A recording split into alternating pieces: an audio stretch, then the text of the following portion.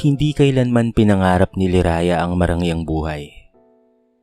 Ang tanging nais lamang niya ay ang makakain ng 3 beses sa isang araw at may maipadala kahit kaunting pera sa kanyang inang may sakit sa probinsya. Kaya nang may mag-alok sa kanya ng trabaho bilang katulong sa Maynila, kahit mababa ang sahod at walang katiyakan, ay agad niya na itong tinanggap. Bitbit ang isang lumang bag at kaunting damit, iniwan niya ang baryong kinalakihan at sumabak sa lungsod na puno ng pangarap at panganib. Ang mansyon ng kanyang amo ay parang isang mundong hindi para sa kanya. Malaki, malamig, at tahimik. Ngunit sa likod ng magagarang pader ay merong buhay na puno ng pang-api. Ang kanyang amo na si Doña Marcela ay kilala sa lipunan bilang isang edukada at mayamang babae. Sa harap ng bisita, palangiti at magino ito. Ngunit kapag wala nang nakatingin, ang boses nito ay nagiging matalim na parang kutsilyo. Bago pa sumikat ang araw, gising na si Liraya. Nagluluto, naglilinis, naglalaba, at nag-aasikaso ng lahat ng pangangailangan sa bahay. Wala siyang oras para magpahinga, at kapag nagkamali kahit kaunti, agad siyang sinisigawan. Minsan, dahil lang sa isang basong hindi kaagad napunasan, pinagbantaan siyang paalisin ng walang sahod. Ngunit nilunok na Liraya ang lahat. Wala siyang ibang mapupuntahan. Hindi lamang ang amo ang umaapi sa kanya. Sa tuwing may bisita ang bahay, parang nagiging multo lamang siya. Nasa paligid ngunit hindi kinikilala bilang isang tao. May mga pagkakataong tinatawag siyang bobita.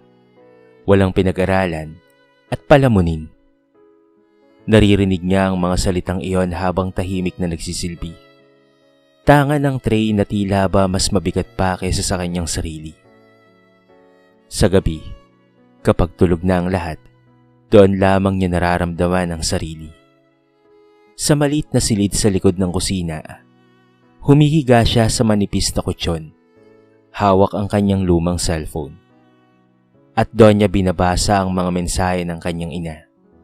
Mga simpleng salita, katulad na lamang ng kamusta ka na anak. Sapat na para umagos ang kanyang luha. Tahimik siyang umiiyak, hindi dahil sa mahina siya, kung hindi dahil wala siyang karapatang magsalita. Ngunit sa kabila ng lahat ng sakit at pang-api, may isang bagay na hindi kailanman naglaho kay Liraya. Ito ay ang pag-asa. Sa bawat sigaw na kanyang naririnig, sa bawat pangmamaliit na kanyang dinadala, palihim niyang iniipon ang lakas ng loob sa kanyang puso.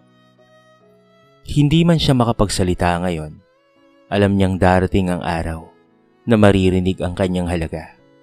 At sa gabing iyon, habang nakatingin siya sa kisame, may isang tahimik na panata ang sumibol sa kanyang isipan. Hindi ako mananatiling alipin ng tadhana. Bahalang araw, lalaya rin ako. Habang lumilipas ang mga araw, lalong naging mabigat ang mga gawain ni Liraya sa mansyon. Para bang habang tumatagal, mas lalo siyang nagiging target ng galit ni Doña Marcela.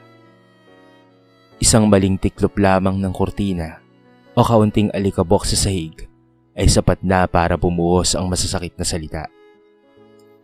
Minsan, sa harap ng mga bisita, sinabihan siyang walang silbi at walang utang na loob.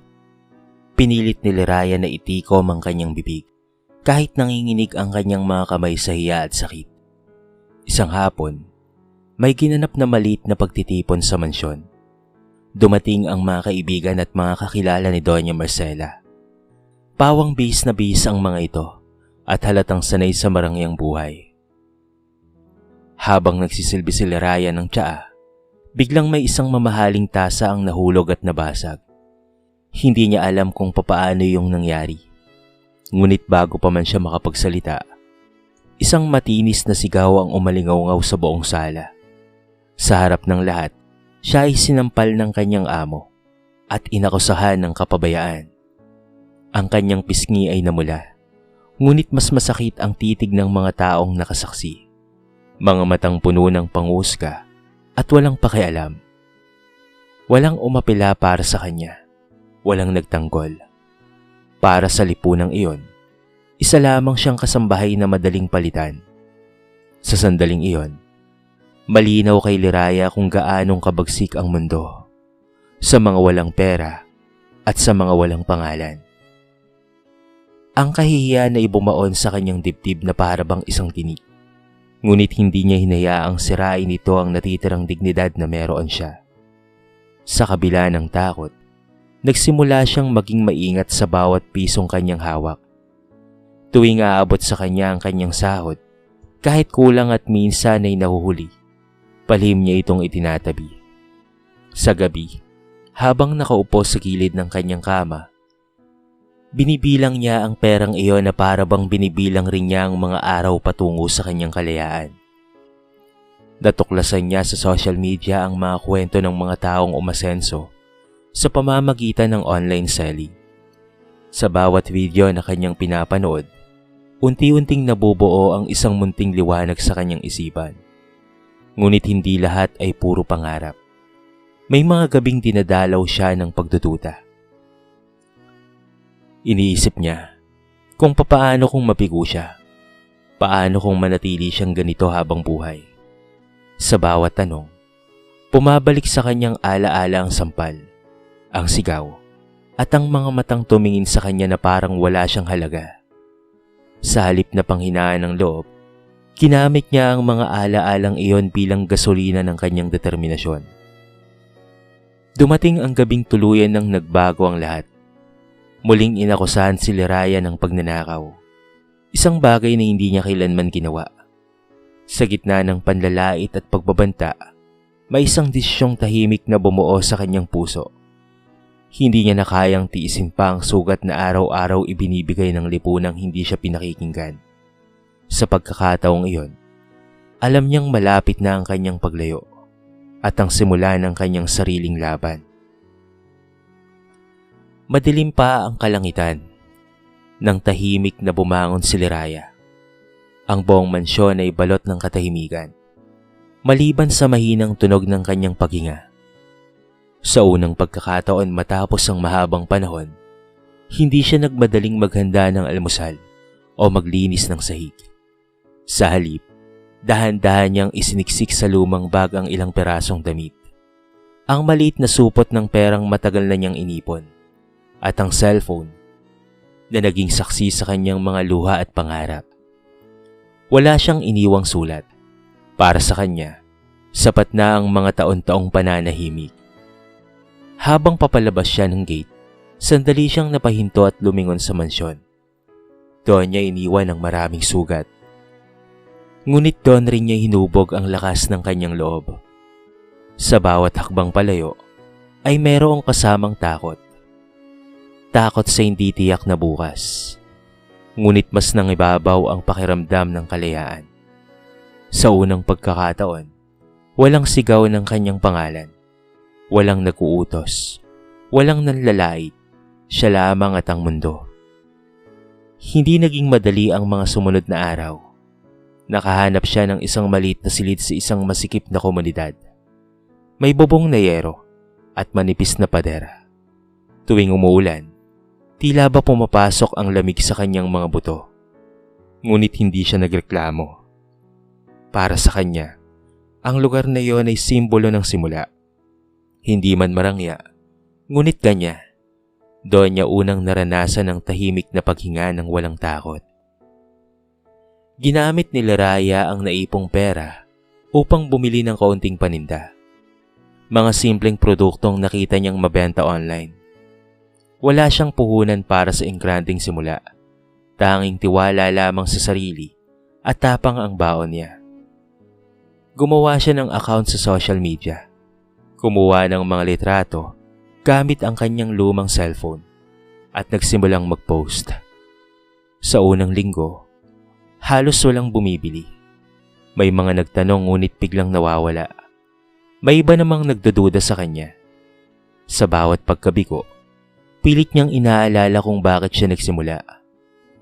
May isang pagkakataon na muntikan na siyang sumuko nang ma-scam siya ng isang customer. Ang perang pinaghirapan niya ay bigla na lamang nawala na parang bula. Dahil doon, para siyang binuhusan ng malamig na tubig. Umiyak siya ng gabing iyon. Yakap ang kanyang tuhod. Iniisip kung tama bang desisyong umalis siya. Ngunit sa gitna ng luha, naaalala niya ang mga sigaw at sampal ng nakaraan. Mas masakit ang manatili kaysa magkamali. Isang umaga, may pumasok na unang order. Maliit lamang ngunit sapat para muling buhayin ang kanyang pag-asa.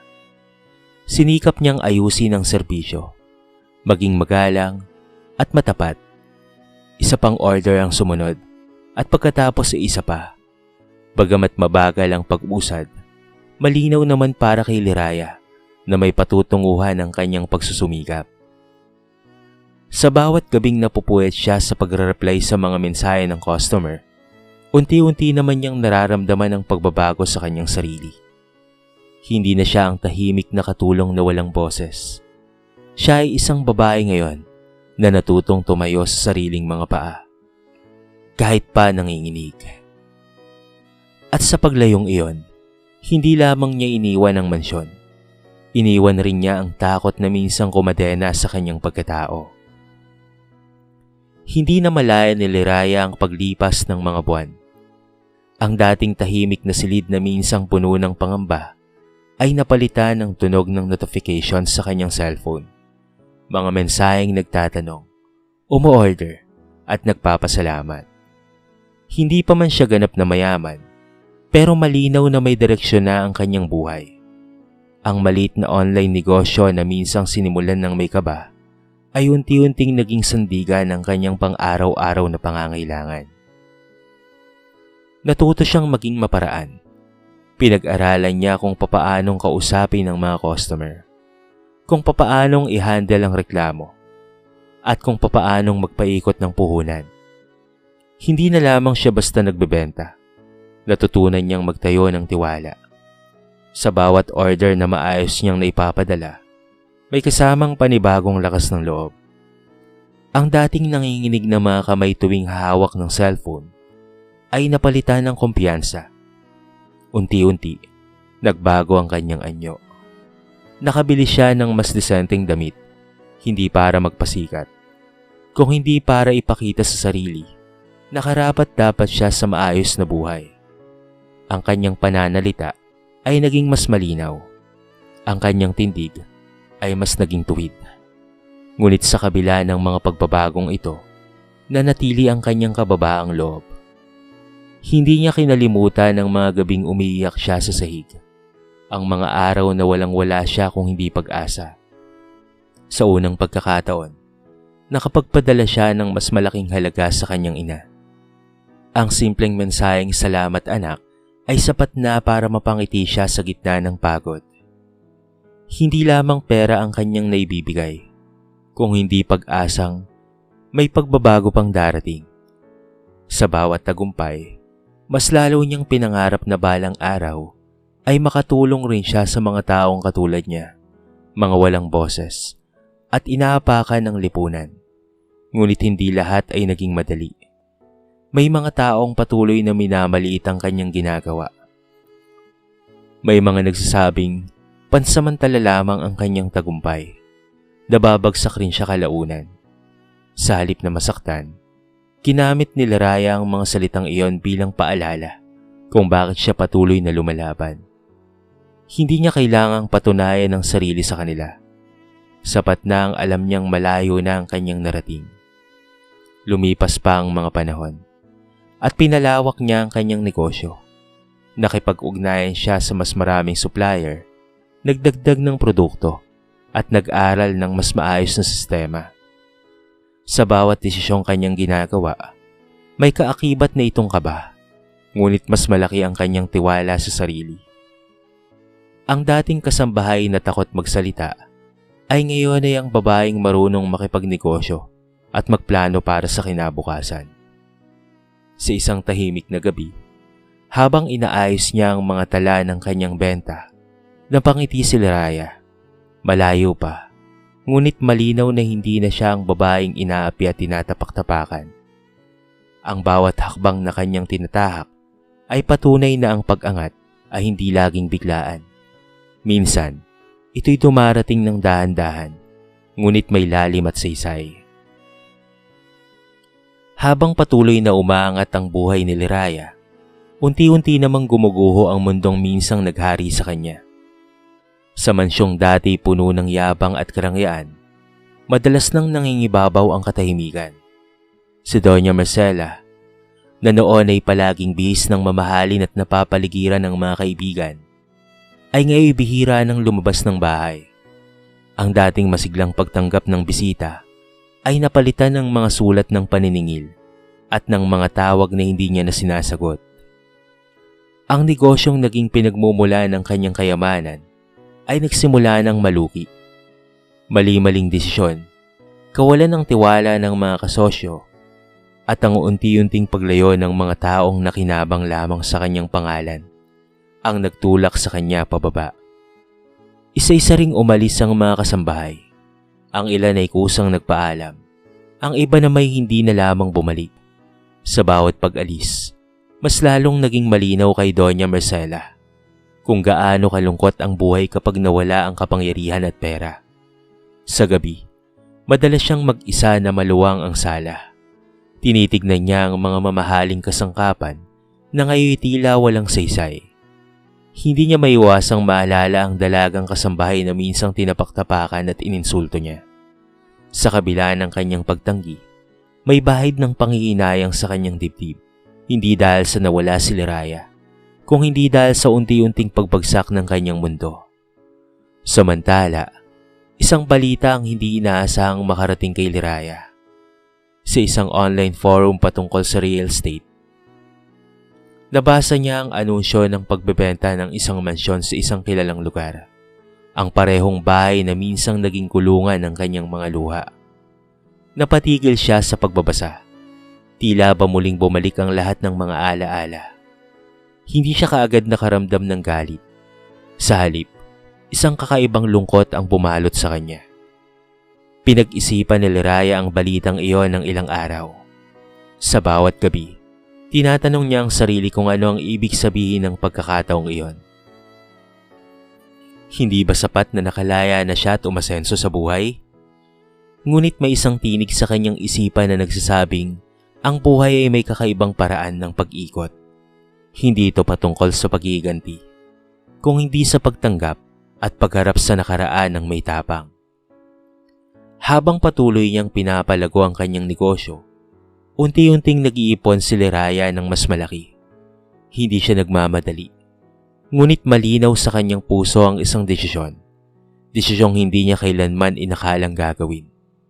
Ang mansyong minsang naging simbolo ng kanyang paghihirap ay maaari ring maging simbolo ng kanyang tagumpay. Hindi para ipamukha, kung hindi para ipaalala sa sarili na nalampasan na niya ang lahat. Sa kabilang panig, habang nilalagdaan ni Doña Marcela ang mga papeles ng pagbebenta, nanginginig ang kanyang mga kamay. Hindi niya alam kung sino ang bibili. Ngunit ramdam niyang kasama sa pagbebenta ang kanyang dignidad at nakaraan. Hindi niya alam na ang babaeng minsang itinuring niyang walang halaga ay papalapit na, hindi bilang isang kasambahay, kung hindi bilang isang taong handang harapin ang nakaraan ng may buong lakas ng loob. Maliwalas ang umaga nang huminto ang isang sasakyan sa harapan ng mansyon. Hindi ito kasing garbo ng mga dating dumarating. Ngunit malinaw na ito'y pag-aari ng isang taong may direksyon sa buhay. Bumaba si Liraya. Nakasuot ng simple ngunit maayos na damit. Walang alahas na nagpapasikat. Walang yabang sa kilos. Tanging kumpiyansa ang makikita sa kanyang tindig. Sa unang pagkakataon matapos ang maraming taon, muling humakbang ang kanyang mga paa sa lugar na minsang naging saksi ng kanyang pagdurusa. Si Doña Marcela ay naroon. Hawak ang mga papeles ng bentahan. Nang unay hindi niya kaagad nakilala ang babaeng kaharap niya. Para sa kanya, isa lamang itong potensyal na mamimili. Isang negosyanteng maayos magsalita at malinaw mag-isip. Habang nag-uusap sila patungkol sa halaga at kondisyon ng mansyon, napansin ni Doña Marcela ang kakaibang kalmadong dala ni Liraya. May pamilyar sa kanyang mga mata, ngunit hindi niya kaagad mawari. Sa pag-ikot nila sa loob ng bahay, bawat hakbang ni Liraya ay may kasamang alaala. Ang sahig na minsang kanyang pinunasan ng paulit-ulit. Ang kusinang pinagpaguran niya kahit gutom at pagod na siya. Lahat ng iyon ay muling bumabalik sa kanyang isipan. Ngunit sa halip na kirot, isang kakaibang katahimikan ang kanyang naramdaman. Hindi na siya sugatan.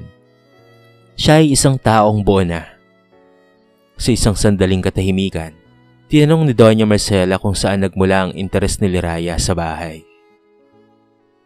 Hindi siya mamukhaan ng dating Donya, sapagkat medyo nagbago ang kanyang itsura. Ang dating payat na katulong, ang dating babaeng mukhang mahirap, ngayon ay mababakas ang karangyaan sa kanyang pagkatao. Matapos magtanong ni Doña Marcela, Donya tahimik na sinabi ang katotohanan.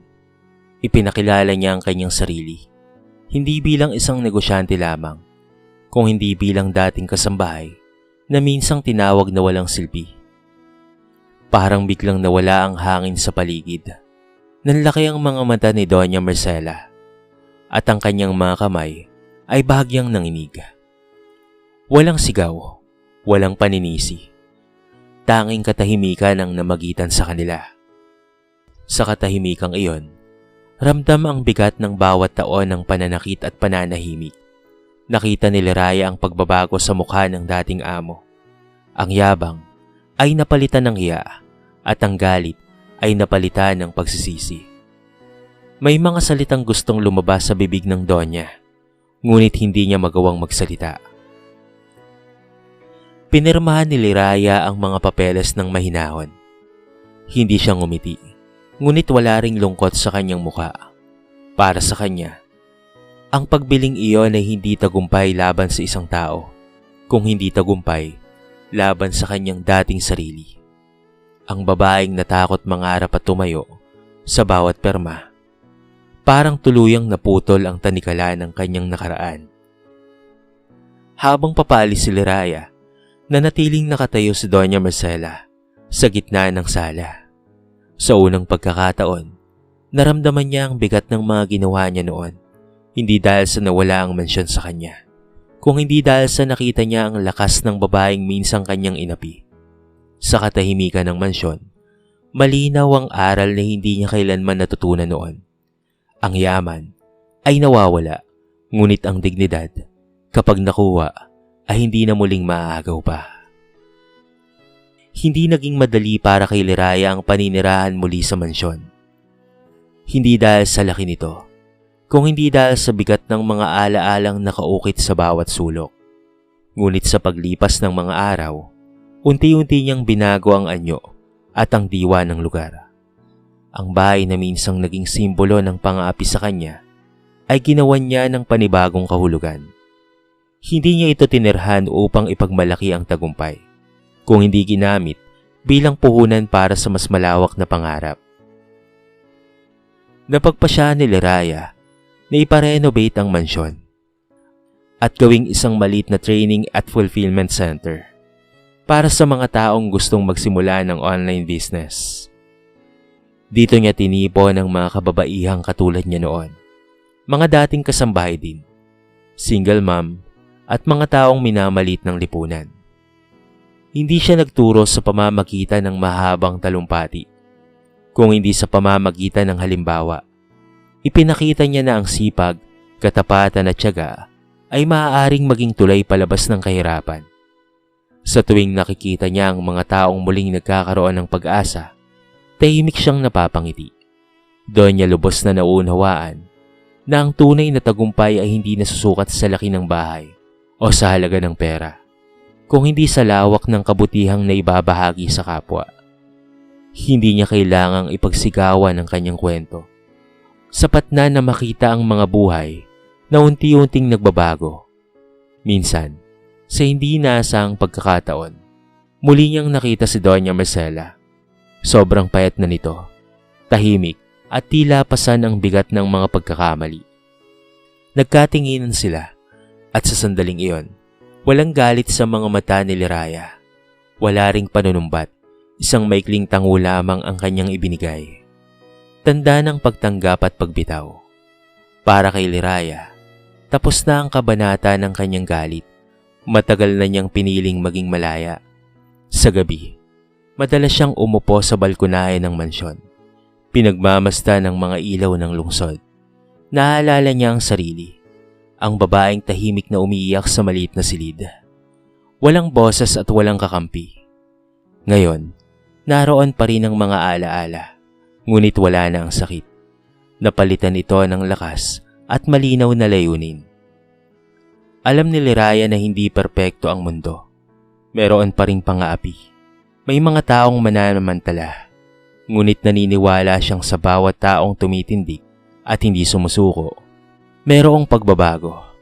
Siya mismo ang patunay nito, na ang isang dalagang minsang itinuring na walang halaga ay maaaring maging ilaw sa dilim ng iba. At sa kanyang katahimikan, may isang aral na malinaw na namumukad-tangi. Ang kapangyarihan ay panandalian. Ang yaman ay maaaring mawala, ngunit ang kabutihang isinabuhay at dangal na pinaghirapan ay mananatili. Si Liraya ay hindi lamang umangat sa buhay. Natutunan niyang maging ganap na tao, buo at malaya. Lumipas ang mga taon at ang pangalan ni Liraya ay hindi kailanman naging laman ng mga pahayagan o usap-usapan sa mataas na lipunan. Hindi niya hinangad ang kasikatan. Mas pinili niya ang tahimik ngunit makabuluhang buhay. Isang buhay na may layunin at malasakit sa kapwa. Ang dating mansyon ay tuluyan nang nagbago ng muka. Hindi na ito kilala bilang tahanan ng isang mapagmataas na pamilya. Kung hindi ito isang lugar na, kung saan ay maraming pangarap ang muling isinilang. Marami ang dumaan sa kanyang mga kamay. Mga taong dating nawalan ng pag-asa, ngunit ngayon ay may sariling maliit na negosyo na. Mga inaping babae na ngayon marunong nang tumayo at magsalita para sa kanilang mga sarili. Sa bawat ngiti at pasasalamat na kanyang nakikita, mas lalo niyang nauunawaan na ang kanyang pinagdaanan ay hindi isang aksidente. Ang mga sugat ng nakaraan ay naging gabay upang siya'y maging mas maunawain at makatao. Sa isang tahimik na hapon, bumisita si Liraya sa probinsya, sa simpleng bahay na minsang iniwan niya. Naroon ang kanyang ina, mas matanda, ngunit mas malakas na ang katawan, at pati na rin ang loob. Magkahawak kamay silang naupo sa bangko, sa ilalim ng puno. Walang salitang kailangan upang ipaliwanag ang lahat. Sapat na ang presensya at pagmamahal. Sa sandaling iyon, napatunayan ni Liraya na ang tunay na tagumpay ay ang makauwi sa sarili, buo at walang pagsisisi. Sa kabilang dako ng lungsod, si Doña Marcela ay namuhay ng simple. Hindi man niya nabawi ang dating karangyaan, dala naman niya ang bigat ngunit mahalagang aral ng buhay. Ang mga alaala ng kanyang mga pagkakamali ay naging paalala na ang pagtrato sa kapwa ay may kapalit, hindi kaagad ngunit tiyak. At sa pag-ikot ng mundo, patuloy ang buhay. May mga inaapi, may mga bumabangon, ngunit sa bawat kwento ni Liraya na naibabahagi sa iba, may isang paalala na nananatili. Ang tao ay hindi nasusukat sa pinagmulan, kung hindi sa pagpiling gawin ng tama kahit walang nakakakita.